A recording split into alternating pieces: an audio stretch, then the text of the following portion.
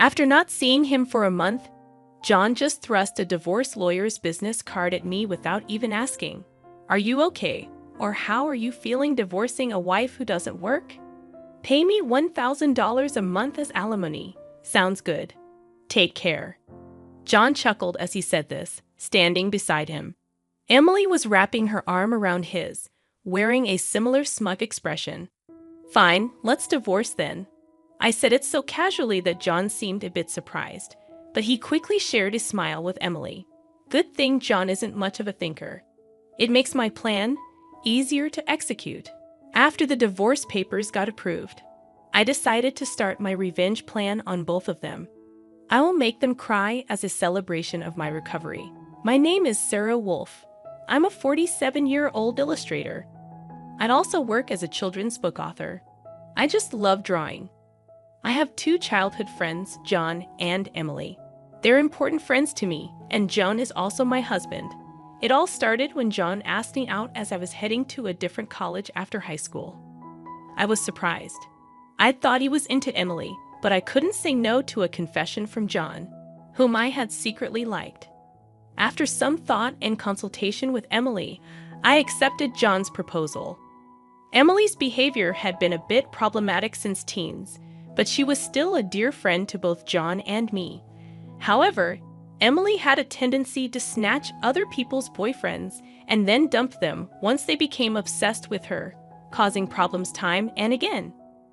Her parents were concerned, so John and I often spent time with her to watch over her.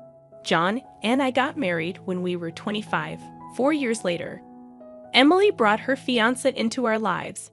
His name was George, a professional working for a top-tier company. Nice to meet you, Sarah and John. I've heard so much about you. Looking forward to our future together. George was very polite, and we all got along immediately. We would get together during holidays and vacations, taking trips or going on long train rides to enjoy some drinks. However, things started falling apart after Emily got pregnant 2 years into her marriage. John and I originally had many siblings, so there was no worry about an heir. So we decided we didn't need children.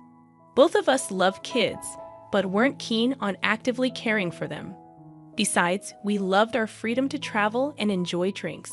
We often found it heartwarming to see families with children, but it was never more or less than that.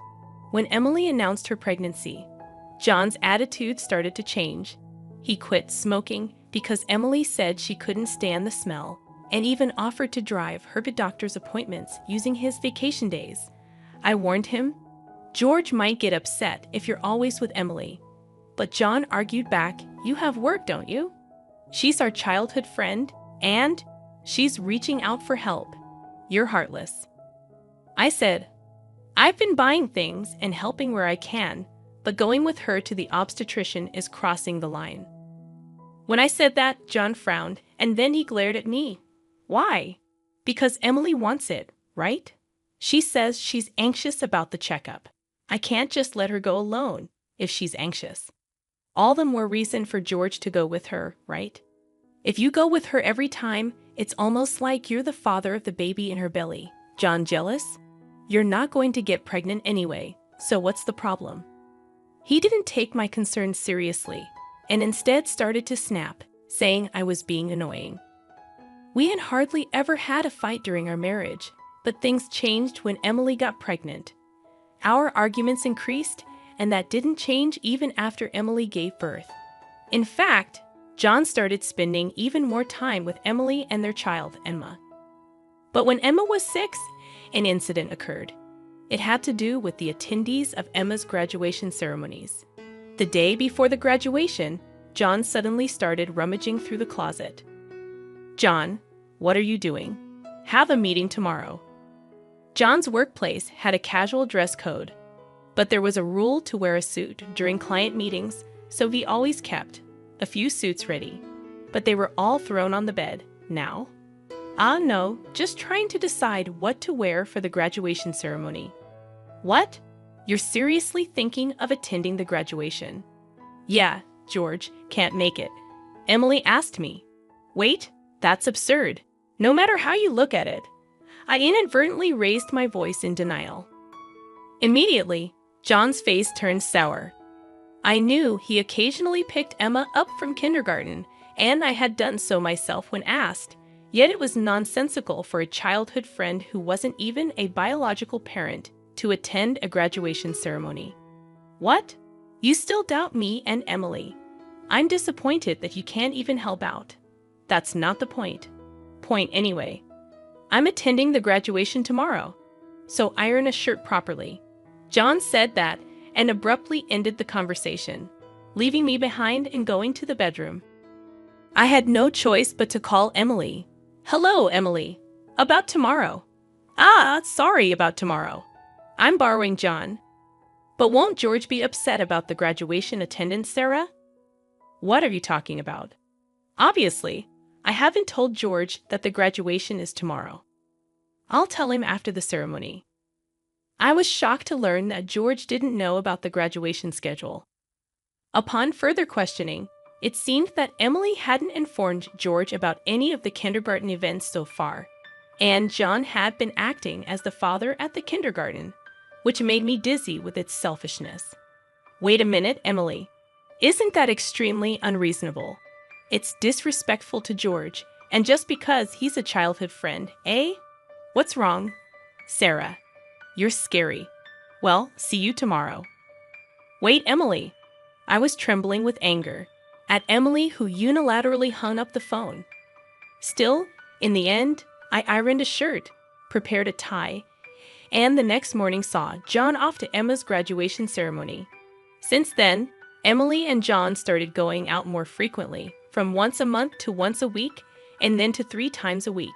Eventually, even George seemed to have some suspicions, and one day, while John and Emily were out, he visited our house alone. I'm sorry for visiting you late at night. There's something that's been bothering me. Is it about the 2 of them? Yes, I would like you to take a look at this. George showed me the GPS history he had installed in Emily's car.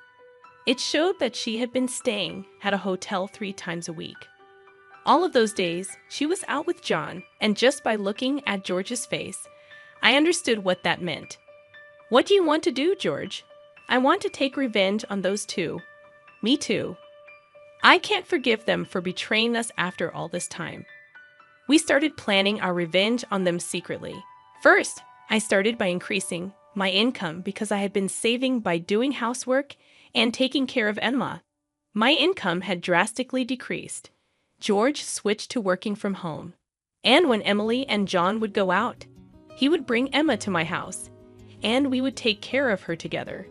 Neither Emily nor John realized that we knew about their relationship, and we were able to gather solid evidence.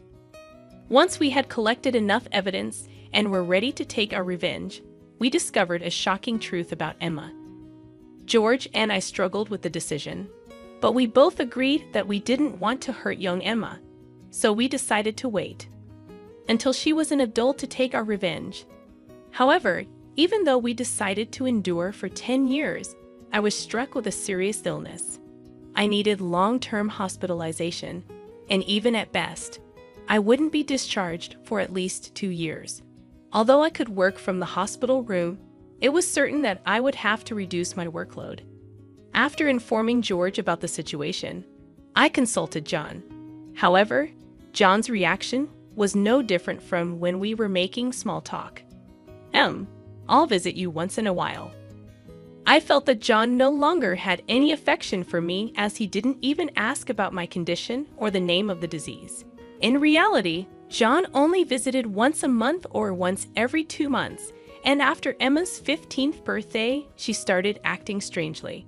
Although she used to visit me almost every day right after I was hospitalized, she became distant after her 15th birthday. However, neither George nor I could figure out why, and we were puzzled. Even when we asked Emma, she just said, "Don't worry about it." However, we ended up learning the reason from John, who rarely showed up. Hey, it's been a while. Yeah, it has. John, who had completely transformed into a flashy appearance, walked in without even knocking.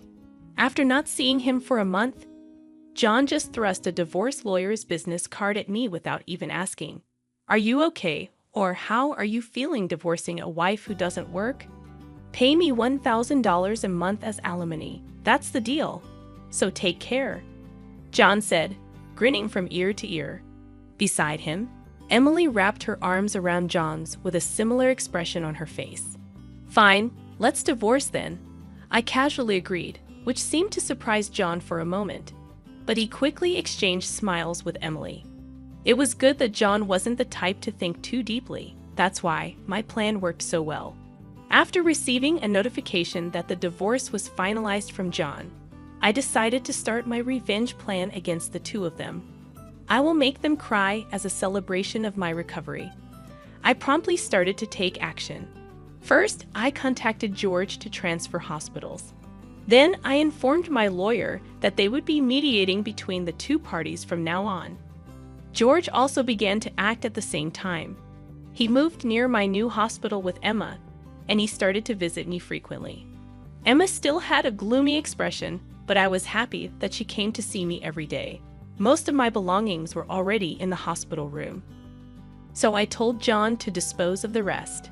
I didn't want to bring anything that the two of them might have touched into my new life. Once the hospital transfer and George and Emma's move settled down, I received a call from John. I had only left my seat for a few minutes, but my smartphone already showed 30 missed calls. I answered the phone, feeling exasperated. What? Hey, what the hell is going on? I could hear the voice of a troubled real estate agent behind John's panicked voice. I also heard Emily yelling, which made me feel sick. What do you mean? What's going on? It's obviously about the house. Why'd we have to move out? John shouted at me as if it wasn't his fault at all. I replied to him coolly, obviously because that's my house. Huh. John seemed to have completely forgotten. But the truth was the house we lived in was a room I rented as a workspace. When I started to make a living as a freelancer, at that time, I didn't have enough income to maintain two houses, and John didn't have enough income to live alone. So he ended up moving into my place. Therefore, Jan had never paid the rent or utility bills for that room. Although I received some money from him for living expenses, it wasn't enough to maintain the place. Unfortunately, that room was already canceled. It was far from the hospital I transferred to, so I had processed the cancellation the day after submitting the divorce papers. I didn't inform him because the real estate agent who knew the situation said they would contact him. George and Emma suddenly disappeared, and our house was sold. What are we going to do about our new house? I don't know. Maybe stay in a business hotel for now.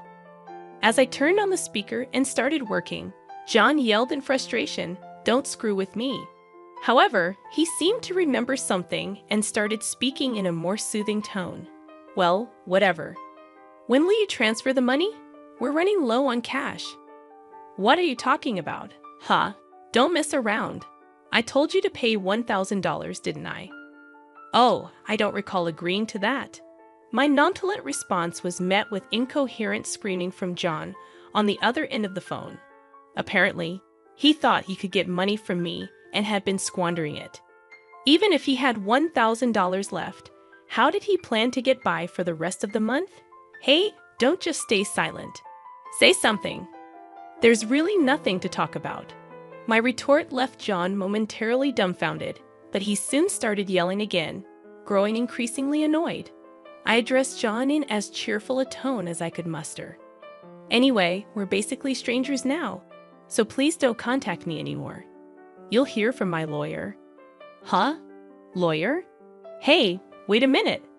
I hung up without listening to John's response. He tried calling back several times, but I ignored it, and eventually the calls stopped. However, angry that I didn't answer, John started ignoring calls from my lawyer. He certainly had a childish side, but I never imagined he'd be the kind of person who didn't mind causing trouble for others. I sighed deeply at John's selfishness.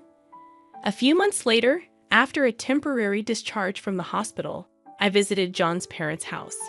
In front of me were John and Emily, both looking small and trembling. You telling my parents is a low blow.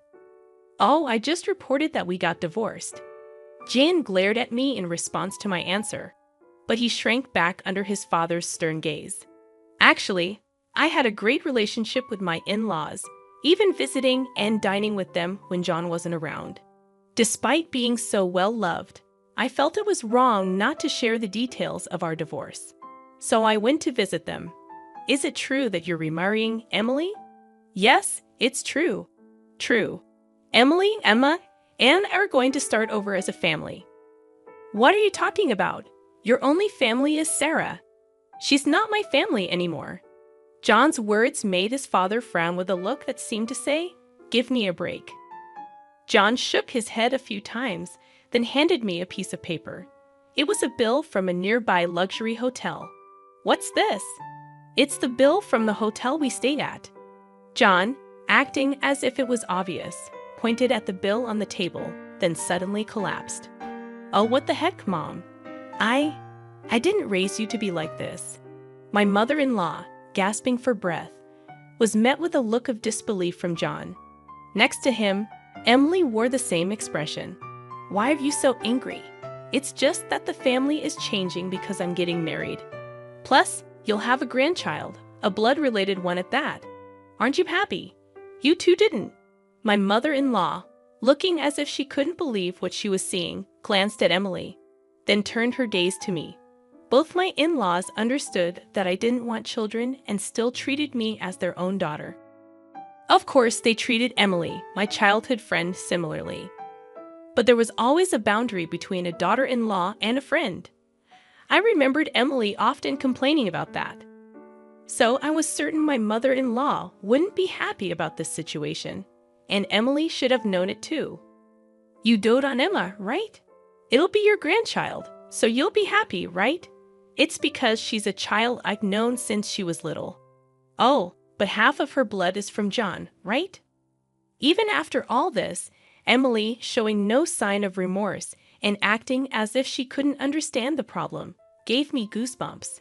At that moment, someone who had been silent until now spoke up. Enough already. It's disgusting, huh? Emma, who had been playing with her smartphone in the corner of the room, spoke to Emily without looking up. The room fell into a stunned silence. My dad is the only one I consider my father, whether we're related by blood or not. He's the only one. But you know, John has always been the one to attend your school events. I heard everything from Dad, how he was always informed of the event dates after they were over. How eventually even the events themselves were kept from him. But Dad always said I was his daughter, so I am his daughter, and I will never be yours. Emma glared at Emily as she said this. Then, sitting beside me, she switched to a more concerned tone. You know, when I found out about this, I thought you would hate me. But Dad said that wasn't the case, so I came here today. Emma, I love you so much. You were so kind to visit me every day while I was in the hospital. I was really happy, Sarah. Emma, perhaps relieved of her anxiety, teared up and hugged me tightly. It might indeed be a child resulting from an affair between John and Emily. Yet it's a child I've taken care of for 15 years. There's no way I don't have affection for her. Speaking of which, Emily, weren't you curious why I wasn't surprised when I found out Emma is John's daughter? Ah, Emily looked startled. Before she could speak, a new person entered the room. We knew from the start, 10 years ago actually. George suddenly appeared. Understandably so, as she had recently unilaterally demanded a divorce, citing irreconcilable differences. I was shocked when you mentioned divorce. Oh, and unfortunately, you're not divorced yet. The divorce papers are still here. Didn't you notice? What? I figured it wasn't in Emily and John's nature to confirm things.